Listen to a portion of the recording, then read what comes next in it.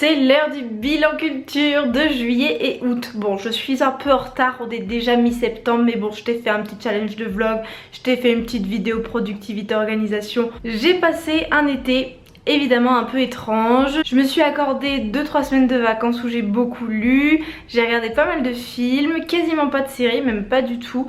Donc je vais te parler tout de suite de tout ça. On commence par les livres. Bon alors, livre pour commencer, non pas vraiment, c'est plutôt une revue. J'ai lu cette édition de El País Semanal, donc c'est en espagnol. Pour les personnes qui parlent espagnol c'est accessible, pour les autres je suis désolée un peu moins. Et l'édition du 8 mars, mais qui était très instructive, notamment dans le ton, c'est à dire que le dossier sur le clitoris était vraiment top.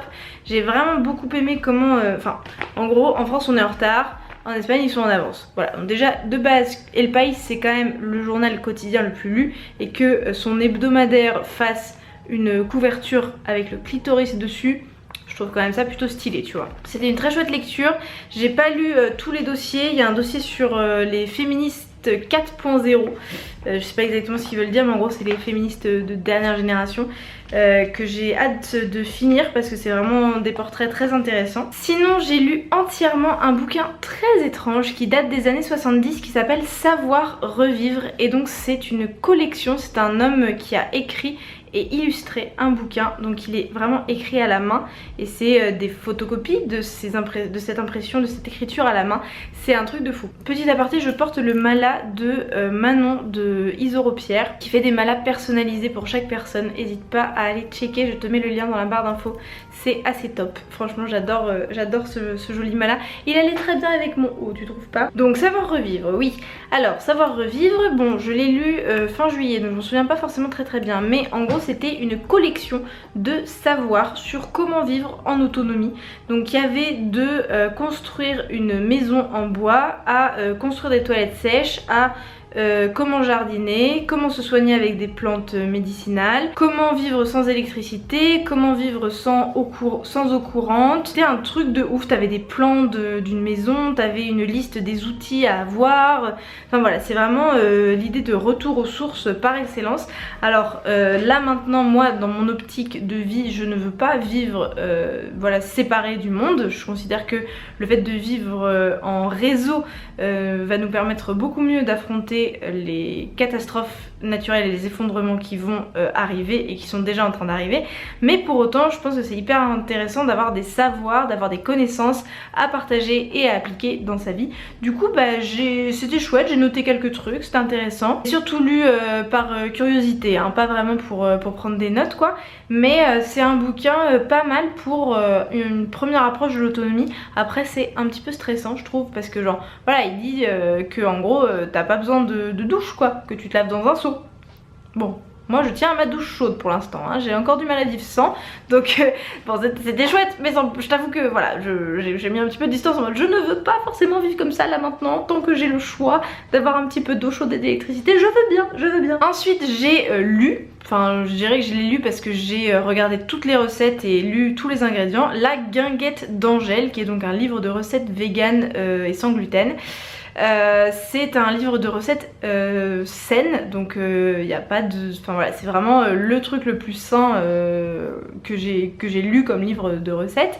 J'ai déjà mangé à La Guinguette d'Angèle, c'est très très bon effectivement.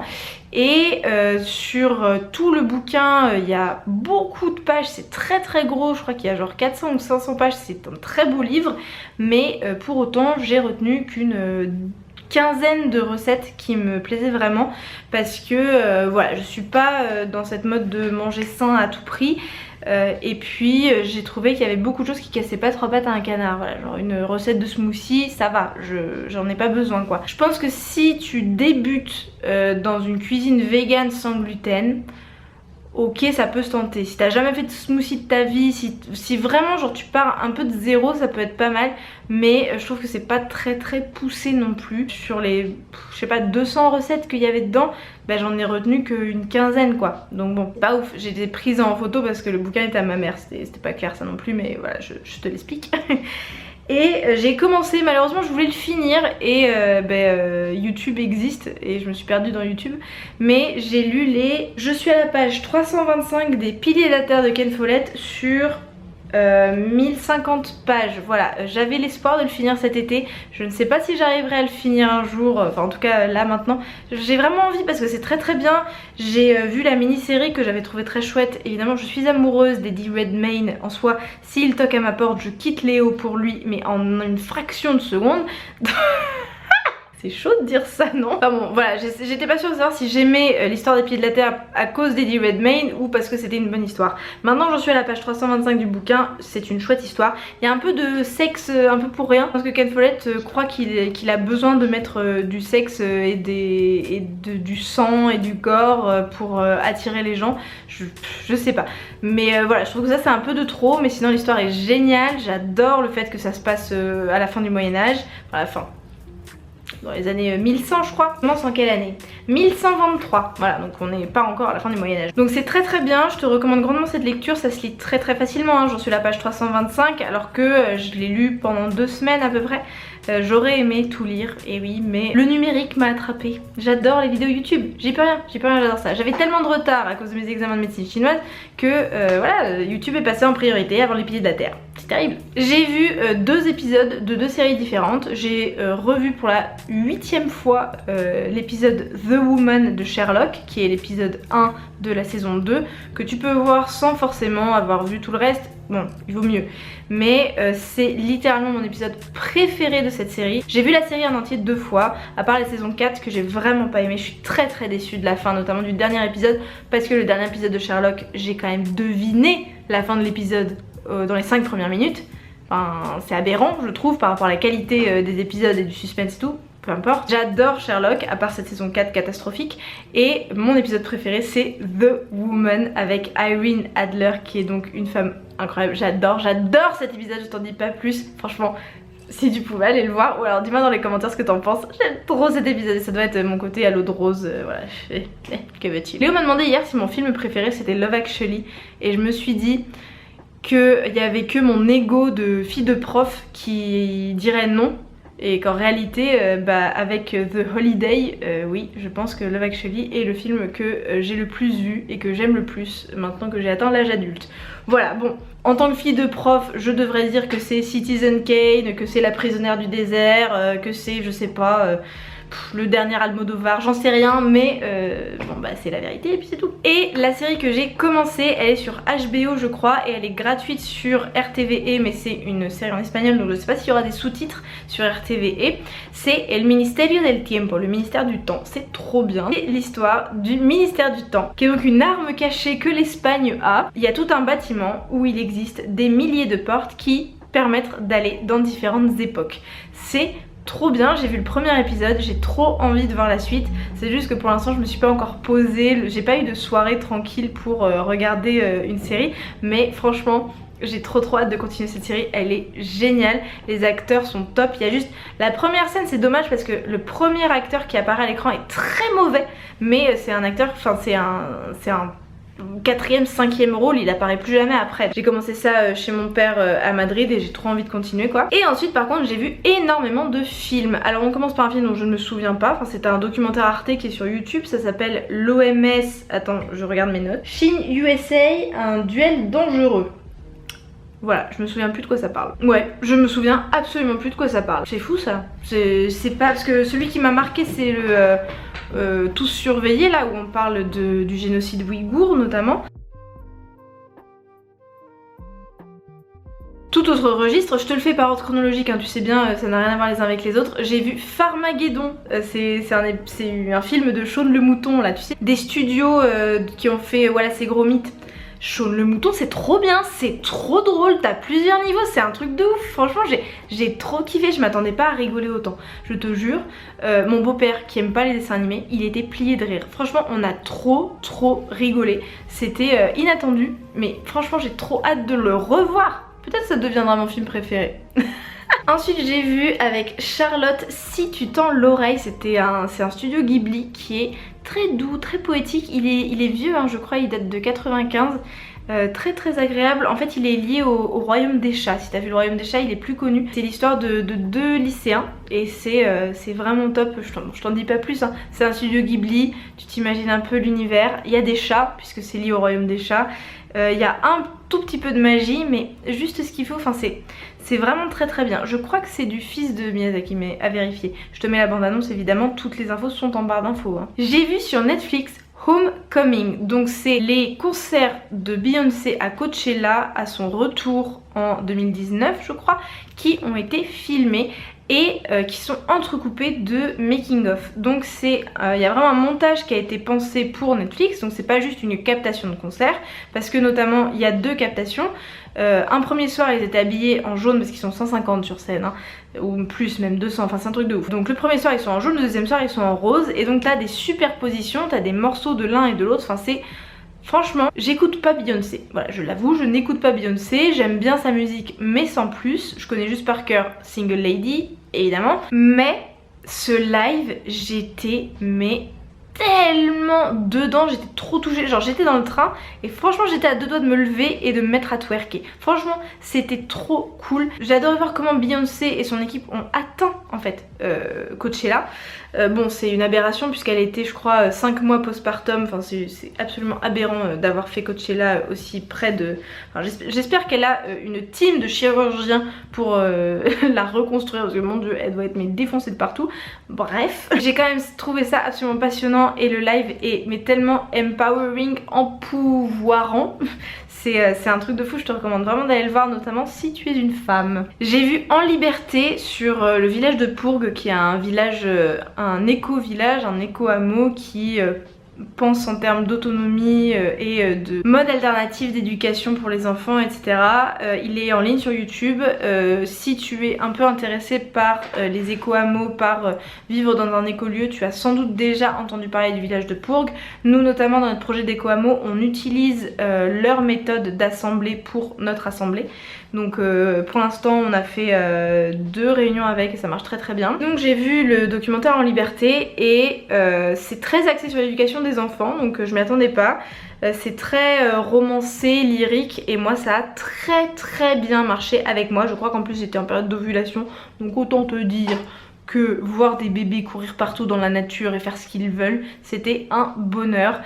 C'est une façon de penser l'éducation que j'adore et dont j'ai envie de m'inspirer énormément parce que moi j'ai pas été éduquée comme ça et j'ai pas vécu de cette façon là du tout. J'espère vraiment quand j'aurai des enfants ne pas reproduire le monde dans lequel j'ai vécu, donc et j'ai envie de vraiment d'envisager l'éducation d'une façon drastiquement différente, notamment l'école à la maison par exemple, ça me fait plutôt kiffer. C'est pas le sujet de cette vidéo mais si ça t'intéresse va voir le documentaire, il est vraiment très chouette et il donne de l'espoir. Ensuite quand j'étais à Madrid avec mon cher père, on a regardé plusieurs films. On a regardé Duplicity avec Julia Roberts. Alors ça commence mal, ça commence très mal, genre les 15 premières minutes t'es en mode mais qu'est-ce que c'est que cette merde. Et en fait il y a un plot twist. Il y a une série de plot twists qui en fait fait que même genre c'est pas prévisible comme film. Je m'attendais vraiment à ce que ce soit prévisible dès le début et en fait c'est vraiment top. Il y a beaucoup de pivots dans le film qui font qu'en fait c'est très intéressant et on a passé vraiment un très bon moment. Les 15 premières minutes avec mon frère, vu qu'en plus il y avait des trucs un peu sexistes et tout, on était vraiment accrochés en mode je suis pas sûre qu'on va aimer et en fait c'était vraiment très bien, on a vraiment kiffé. J'ai vu Brexit The Uncivil War, donc c'est sur Netflix aussi comme Duplicity. Ça m'a permis de comprendre le Brexit parce que je me suis pas du tout intéressée à comment ça a été provoqué. En fait c'est un film sur comment la campagne pour le Brexit a été effectuée, pourquoi le Brexit a gagné. La fin c'est sur les conséquences dramatiques que ça a eu, que même les personnes qui faisaient la campagne ne pouvaient pas anticiper. Enfin c'est très intéressant, c'est axé sur un homme dont je ne me souviens plus du nom, qui est un personnage qui existe vraiment, enfin c'est un monsieur qui existe et qui est vivant et j'espère qu'il va bien, qui est joué par Benedict Cumberbatch, le deuxième amour de ma vie après Eddie Redmayne. Non, je crois que Léo vient avant Benedict Cumberbatch, oui, quand même. C'était un film assez complexe, mais aussi très complet. Moi maintenant, j'aimerais bien voir un film sur, ou un documentaire sur les conséquences qu'a eu le Brexit. Je pense que ça me permet de beaucoup mieux imprimer, de voir les images, que de lire simplement la presse au fur et à mesure que l'actualité arrive, tu vois, genre ça passe, on se dit oh mon dieu, et puis après moi j'oublie personnellement. Donc voilà, le format film là m'a beaucoup plu, m'a permis vraiment de faire une synthèse de comment on en était arrivé au Brexit. Très très chouette. C'est très critique de l'Angleterre, hein, au cas où c'est vraiment très très bien. J'ai vu The Remains of the Day, qui est un film avec Emma Thompson, où elle est plutôt jeune, et je crois que c'est Anthony Hopkins, l'acteur principal, à vérifier encore une fois. La bande-annonce, tu l'as, quoi. C'est un film assez ancien qui est génial. C'est l'histoire d'une maison où il y a un lord et où il y a plusieurs domestiques, dont un majordome et une gouvernante. C'est les deux personnages principaux, le majordome et la gouvernante. Et c'est l'histoire de comment un lord anglais se retrouve pris dans le nazisme et se retrouve berné par les Allemands et se retrouve jusqu'au cou dans le génocide sans s'en être même rendu compte. Il y a plusieurs axes dans ce film et c'est vraiment très intéressant. Malheureusement ça finit pas très très bien, mais c'est quand même un très très beau film que je te recommande de voir. Ensuite j'ai vu sur Netflix aussi Work It, parce qu'il y avait Sabrina Carpenter et Liza Koshy en tête d'affiche. Du coup j'ai regardé parce que j'aime beaucoup ces deux femmes. Et c'est un très bon film, c'est très prévisible mais c'est de la qualité, c'est un film sur la danse, c'est un film high school, voilà, et j'adore ça. C'est très très drôle, j'ai beaucoup rigolé et ça m'a donné de ouf envie de danser, tellement que la semaine prochaine je vais aller m'inscrire dans un cours de danse hip-hop. Oui, tout à fait. Oui, je vais faire ça. On en parlera plus tard si tu veux, seule à seule, mais pas là. Ensuite j'ai vu Mignonne. Mignonne, je l'ai vu au cinéma, il est encore au cinéma. C'est un film incroyable que je te conseille réellement d'aller voir, c'est très puissant. Je suis sortie, j'avais la nausée. C'est l'histoire d'un groupe de collégiennes de 6e qui fait de la danse et qui veut se présenter à un concours de danse. Le personnage principal, c'est une petite fille qui arrive dans le collège avec les filles de ce groupe de danse et qui se retrouve dedans. Le fil rouge de tout le film, c'est l'hypersexualisation des petites filles dans notre société. Et je peux te dire que j'en suis ressortie, mais j'étais pas bien, mais c'est, je pense, très très très important de prendre conscience de ces mécanismes-là, parce qu'on est tous responsables de ce qui arrive à ces petites filles dans le film. Voilà, c'est très réaliste. Podane, j'ai enfin vu Podane. C'est le film culte de la famille de Léo, c'est le film qu'il regarde tous les ans. Je ne l'avais jamais vu. C'est avec Catherine Deneuve quand elle est toute bébé, chouchou. C'est juste après Les Demoiselles de Rochefort, donc c'est un film un peu ancien. C'est topissime.